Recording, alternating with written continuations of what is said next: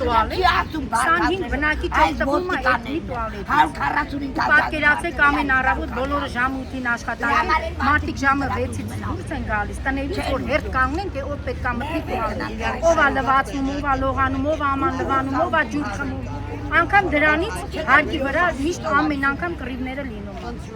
Հիմա ձեր պահանջը որն է, ինչ եք պահանջում։ Մերը վթարային է, փլվում է շենքը, խոստացել են մեզ վերաբնակեցնել, բնակարան տալ։ Այսօրվա դրությամբ ինքը հերքում է, խոստացել է, որ 14 քառակուսիներին 7 միլիոն 800 հազար։ Եթե տվեց ինքը 7 միլիոն 800 հազար, որտեղ պետք է գնա առնի։ Այսինքն այդ հանրակացանից դուրս գա, գնա ուրիշ հանրակացարան, բայց այսօրվա դրությամբ ուրիշ հանրակացաներ այդ գնով իր տված գնով չեն կարող։ Քանի քառակուսի մետր է, քանի սենյակ է։ 14, 15 քառակուսի է։ Համ սպալնյա է, համ հյուրասենյակ է, համ սանհանգույց է, ամեն ինչը տեղ է։ Բոլորինը նույն պայմանն է։ Հա, բոլորին էլ այդ վիճակն է։ Արդեն հոգնել ենք մարդին, եթե որպես վարչապետ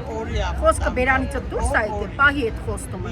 ոչ թե հասարելի ուզածից երկրորդ անգամ, ու այս ժողովրդին թողեցին։ Այսինքն դու տալիս ես 7 միլիոնը, գնան ուտեն ու դառնան բոմժ, այդ 173 ասում են բոմժերի կարգավիճակը պետք է վերանացներին ապահովում է բնակարաններով, բայց իր Երևանի բնակիչը, որ բնակարան ունի, հայտնվում է դրսում։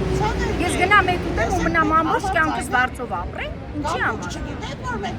Ուր է իր բյուջեն, ինքը չի կարողանում այդքան ժողովրդին ապահովում։ Ինչ է սա նշանակում։ Կամ հիմա տեսնում է ինչա կատարում, էսի թուրքի հայ է անել իրար։ Մեկն ու մեկին ոստիկանին հանել է հայ ժողովրդի հայ կանանց։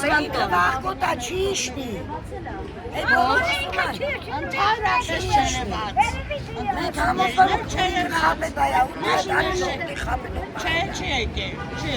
Ձայները գողացան հանգիստ նստանի հանձատում, բայց շուտով կմաքրվեն այդ ամեն։ Բայց հիմա էլ չեն գալիս։ Բարձ